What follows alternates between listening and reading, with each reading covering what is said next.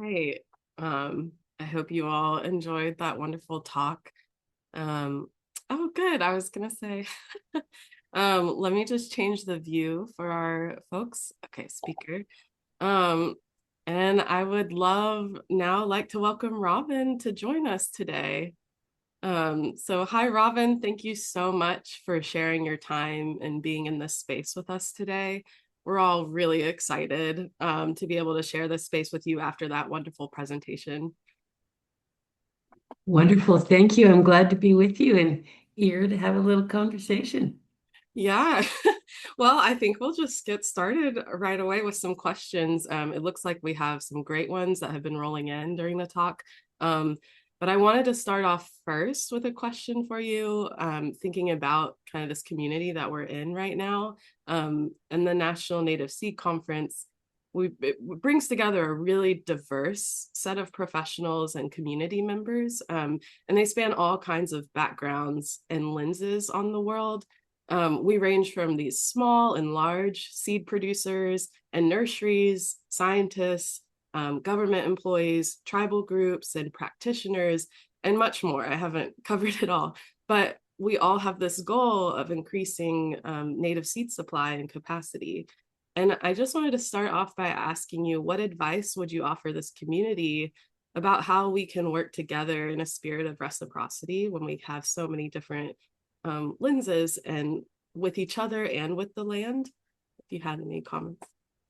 Oh, I love starting with a big question, and to me, the oftentimes we're asked, how can we scale things up? And I hear that in your question, given your diversity and your geographic scope, what does that mean?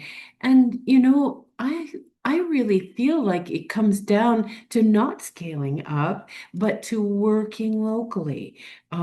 Working, that doesn't mean not collaborating, of course, but to really invest in bioregionalism in our local places where we know our seeds, we know our people and the match between them. And so I think celebrating small and local, but thinking of them all as, I don't know, like each a little sparkle on the ocean, right? That makes the whole thing work. But that we work together, we're working toward a common goal, but in our particular biocultural contexts. I love that. That was wonderful. Thank you. Um, okay, now I'm going to start pulling questions from our Q&A box. And a reminder to folks, please put your questions in the Q&A box and not in the chat so that we can make sure we get to them. And so our first question, our most upvoted question, comes from Rosa. And it is, where is the line between two-eyed seeing and appropriation of traditional knowledge? Yeah, that's really an important question because oftentimes what I've experienced is folks become so wary of cultural appropriation that sometimes it's easier to say, "Oh, I'm just not going to step into that realm of engaging with Indigenous knowledge, with Indigenous science." Um, and that's why I think two-eyed seeing really gives us a wonderful perspective on that because it's using both. It's when we think about cultural appropriation, it's taking what is not given, and oftentimes misappropriating that. But two-eyed seeing is a process of recognizing that rather than contributing to erasure of Indigenous knowledge, we really engage with it, not because it belongs to us, but because it's another line of evidence, philosophy, orientation. So I think being really clear about engaging with knowledge as as a multiple perspectives is avoids cultural appropriation. It's just learning to see differently. And as scientists, as practitioners, I think most of us have been trained to engage with as many hypotheses and explanations and practical solutions as we possibly can. So to me, that's not cultural appropriation, that's expanding our knowledge base. Yeah, that's wonderful to hear because I have heard, like you're saying, this fear of getting it wrong or doing it wrong. And so Yeah. it's a wonderful perspective to I share. think it's also really important when we think about two-eyed seeing to understand how to put this, um, that it can be a tool. It can be a tool for this expansion. And cultural appropriation happens when we take what is not given to us. But two-eyed seeing and some of the other metaphors for knowledge plurality are invitations to do that. Um, so it is in that model something which is given. It's lovely. Thank you. Um, okay, our next question comes from Corey. And in Braiding Sweetgrass, you speak of the grammar of animacy. How does shifting our language to view seeds as living relatives rather than genetic commodities transform the way we approach modern seed banking and preservation? Oh, I love that question, Corey, and the language which is in that. Oh my gosh, how to answer it shifts everything. It shifts everything when what your whole, when I'm working with seeds, I can't help but be drawn into that notion that what I'm holding in my hand are generations of relationships between plants and people. It is literally the memory of the past and the potential for the future. Um, I'm not telling seed people anything you don't know, right? Um, but I think it's so important to resist that language of genetic commodity, of object, to understand that seeds are sacred beings, and that we have this relationship and responsibility to them. And I know that that means really challenging a worldview around us, which would reduce them to objects and genetic commodities. But I think in our community, it is really important that we really remember who they are, not what they are, and lift that up. I don't know that I've ever had the experience of when I share that, sometimes the notion of subject rather than object, I'm expecting a lot of pushback from folks who don't usually think that way. But mostly I don't experience that. People are think like, oh, I've always felt that way about seeds, and no one has given me language for it before. So I think Corey just did give us language, not genetic commodities, but relatives. Corey really did. Thank you for that question, Corey. And there is something about when you actually are collecting that seed or holding that seed in your hand, even if you don't come from a tradition of thinking about them as relatives, that you are like, no, this really is that. So, yeah. Oh, absolutely, absolutely, because you might say, well, that's not my tradition. But as biologists, when you really think about who a seed is, there's no debate that it is the future and the past all in this little package of continuity. We have responsibility for that, right? And so often in Western society, we uncouple responsibility from knowledge, and a seed does not let you do that. Yes. So, so true. Um, okay. The next one from Mia. How can non-Indigenous people engage with Indigenous place names and plant names in a respectful way?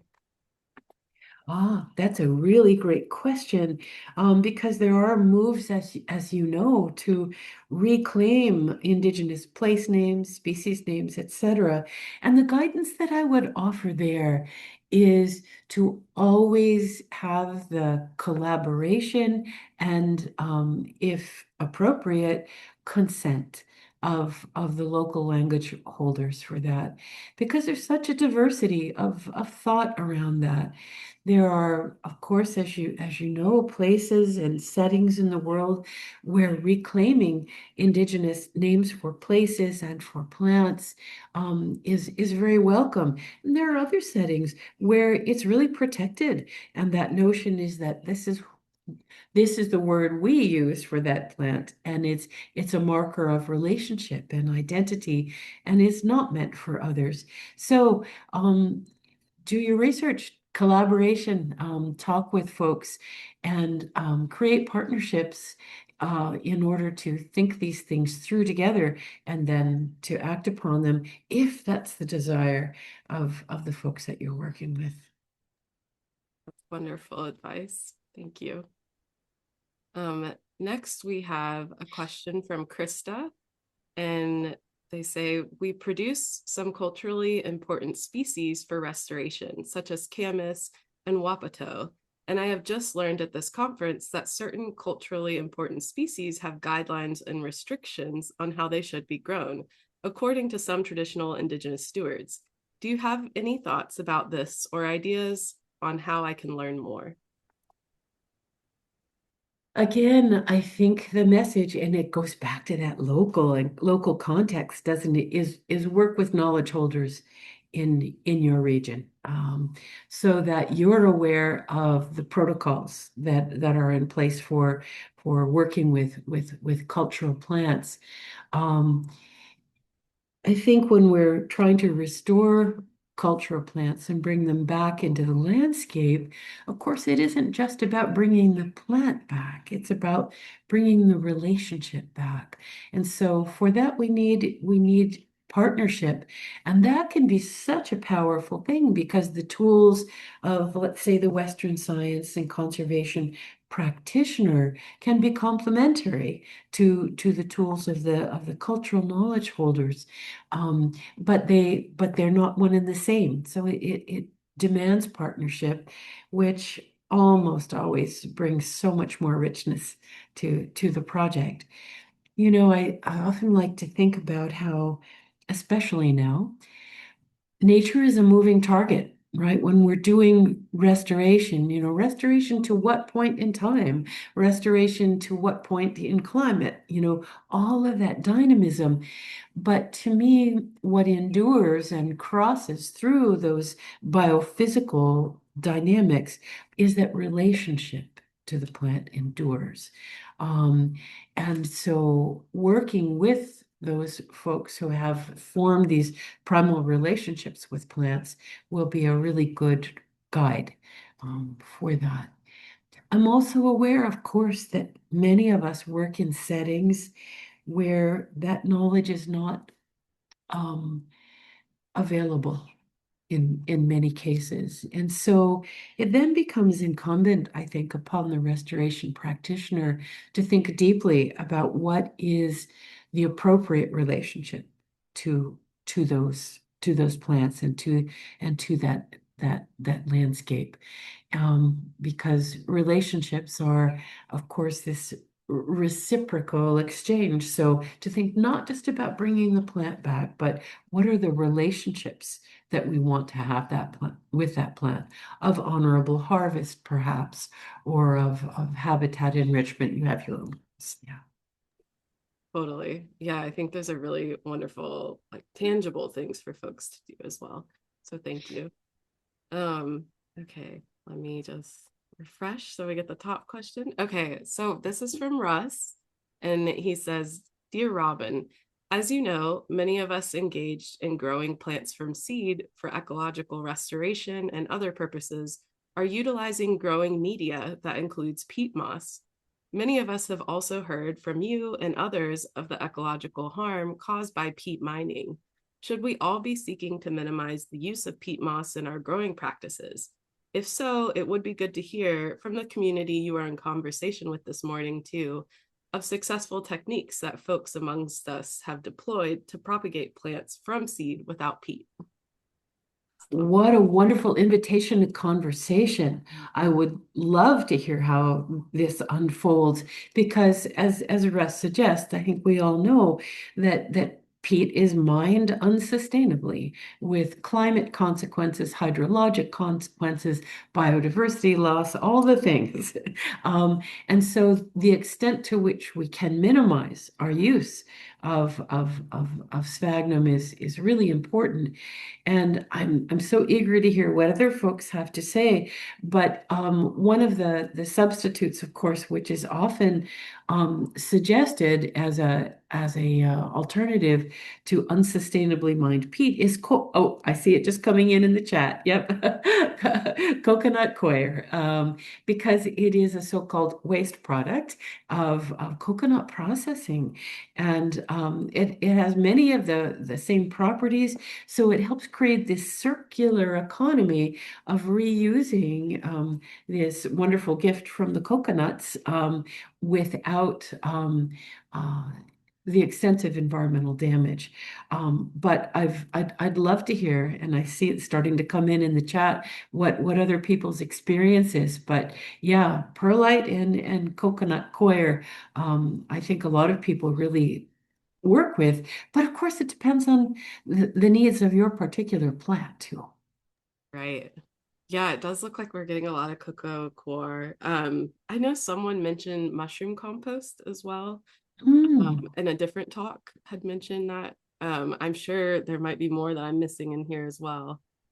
But I think this would be great, Russ, if you wanted to create kind of a community board on Huva too to address this specific thing. Oh, ground corn cobs is another product sold as animal bedding.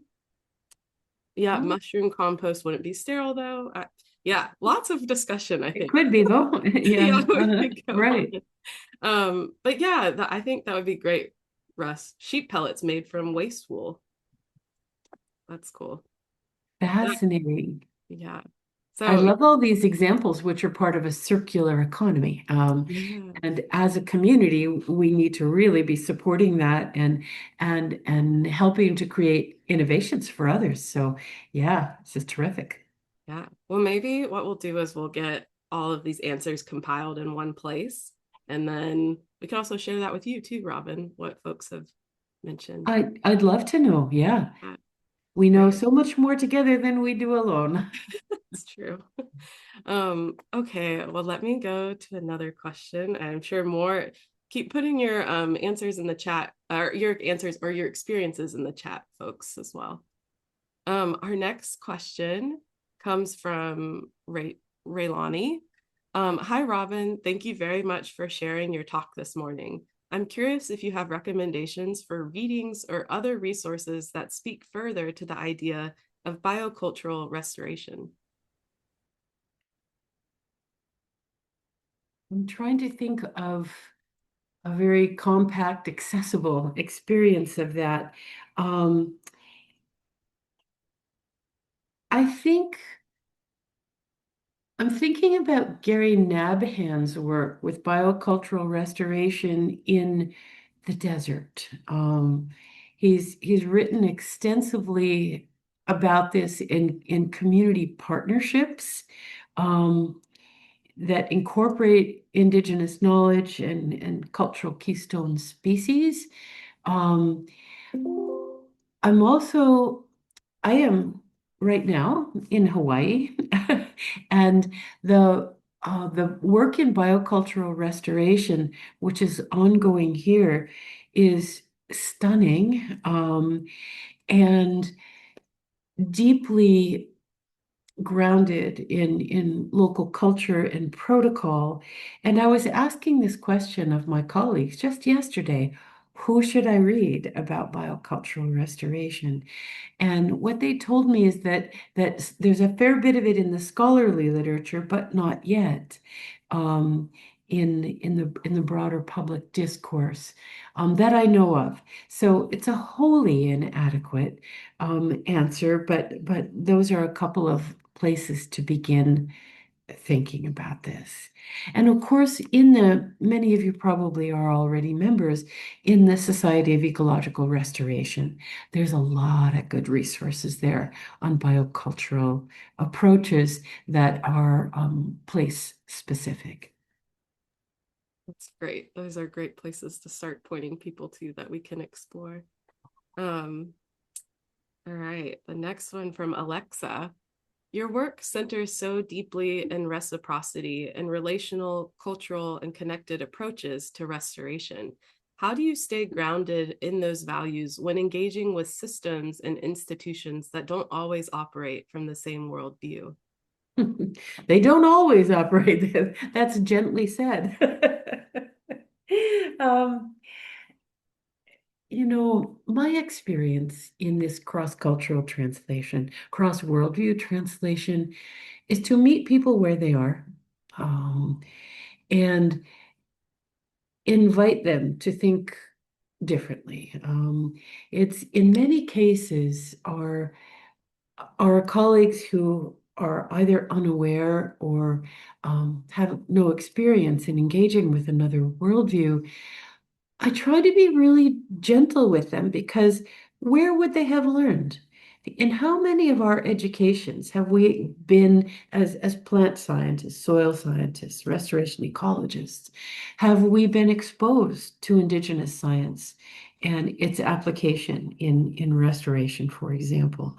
And so I view my role as meeting them where they are, which is mostly with misconceptions and a kind of blindness. And so telling stories, saying, have you ever thought of it this way? Um, is it seems like sort of the obvious thing, but instead of, sort of shutting down the conversation, you invite the conversation in education. Um, and oftentimes, a framework that I like to use is to talk about a colonized framework for thinking about plant conservation, for example, um, and then asking them, has your framework been colonized? And of course it has. And once they see the other way of thinking, they think, oh, what is it that made me think that seeds were genetic commodities? I've been colonized too. And so that opens the door to a kind of resistance, doesn't it? To say, how do I decolonize my thinking by being open to alternatives? So that's the approach that I try to take is that sense that where would they have learned these ideas? And let's open that door and learn them now. That is beautiful, and I think very great for all of us. Thank you for that question, Alexa. Alexa, oops, sorry, what I also want to say is there are times when that gentle education approach is not appropriate. And that's when people do know about an alternative way of thinking and choose to dismiss it, dishonor it, and impose their own Western perspective on the situation as if it was the only one.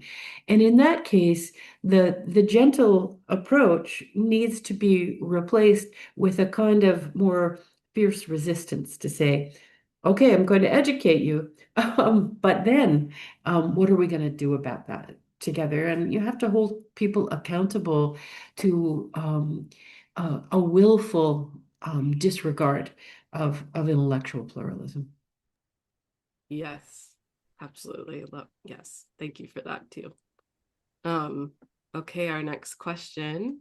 We have a few more minutes. So our next question is from Kelly, and she says, "Hi, Robin. Thank you for sharing your knowledge with us today. We are wanting to work with Indigenous tribes in our area to learn and incorporate land management practices and acknowledging the land as home to the Indigenous people. This being said, we don't want to reach out to tribal representatives and put further burden on them for our own benefit. How do we best create connection with local Indigenous tribes in order to honor them and their homelands?" hmm Yeah, I'm really glad that you're sensitive to that notion because oftentimes what we with every good intention create a kind of logistic burden on our neighbors. And so to me, one of the way that I try to approach that is do your homework first. Do your homework first, rather than reaching out directly to a community. Educate yourself about the treaties in your area, the plant-related practices, restoration goals, and other important needs that communities might have. Um, it might be that restoration of ecosystems or particular plant relationship is of tremendous importance to you. But how does that stack up in the priorities of the community? And so do your homework. Do your homework ahead of time. Almost all nations have extensive websites and portals for identifying exactly those factors that we've talked about. And then to engage as neighbors, not as coming to um, take anything, but to be neighbors and say we are sharing this territory. How can we be good neighbors? And it always begins with person to person relationship. And that can be as straightforward as just show up to cultural activities, to public events, and come to know people just like you would of course, in your neighborhood. And I think that is one of the most authentic and respectful ways to begin is person to person, neighbor to neighbor. Yeah, thank you, Kelly. Um, all right. From Liz, they say, this is a big one, but I have found that many who have worked strictly in SEK stay more so locked into this form of restoration because of the need to make incredibly huge steps in progress as fast as possible because of the increasing speed, frequency, and intensity of degradation. I think there of course is a lot of fear surrounding this and an associated need to quote fix it before it's too late. I'm very much grounded in the reciprocity approach, and like you pointed out, this kind of restoration that is very rooted also in spiritual and personal relation, healing and growth between people with the land. Sorry, I'm getting a lot. Just simply takes time. Can you speak a bit on how to help folks very grounded in SEK shift their mental perspective in this way and to kind of move towards trust that this approach will indeed be the way to produce the actually holistic, restorative solution we are after, even if it takes more time than the data tells us we might have? Hopefully this makes sense. They say. Oh, it certainly makes sense. Yeah, it's a really important question. Um, and That's one of the fundamental differences, isn't it, between worldviews? Often is the notion of time and where do our investments and I don't mean financial investments, oh, I guess it could, our investments of energy and focus and attention lie. And for the most part, as ecologists, we know that we're in this for the long term. That long-term success demands reciprocal relationship. And so it's absolutely worth doing, but we live in these urgent times when the messages of urgency, if we have to fix it now, are all around us. And I think it's important to acknowledge that we have to hold both of those things, um, and to make our decisions with the long term in mind. Sometimes quick, urgent action is going to serve long term benefit. And then we have to do that calculation of what will be sacrificed if we have to act urgently. But in many cases, the the enduring solution, the one that is really going to last and contribute to the long-term sustainability, is the slower one. Um, and so that's really just a reflection, not an answer, right? Because I agree with you. There are sometimes situations where you just have to act really quickly. And but let's really interrogate whether we have to do it that way or not. Um, One of the partnerships for restoration and conservation that I admire the most, the First Light Learning Journey, with Wabanaki people, have their, I think their motto, or at least it's stated in their mission, is to move at the speed of trust. Um, and I really try to remember that. And that trust is not only with your partners, but trust in the resilience of the land, in our plant partners to be collaborators in land healing. Um, and so, whenever possible, I think that's the approach that we need. But again, we are often constrained by grant deadlines and legislative policies and so many other things.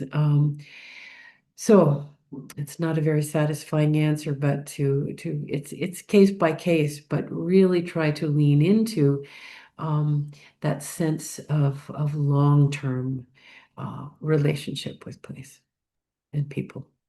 Yeah, it's a wonderful like reflection though, even if it's not the most satisfying of answers, but it is like a wonderful invitation for us to really step back and like think about this. So thank you.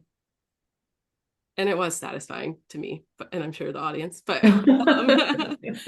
okay.